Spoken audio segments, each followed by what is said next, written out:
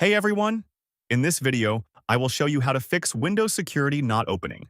Here are a few quick fixes you can try. Reset the Windows Security app. Open the Start menu and search for Windows Security.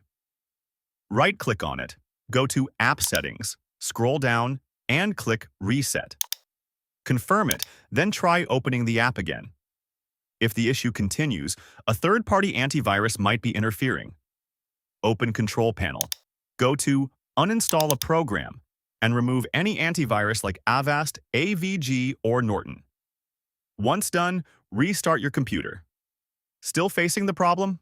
Let's check a system service. Press Windows plus R, type services.msc, and hit Enter. Find Security Center in the list and make sure it's running. If not, right-click and start it. And that's it.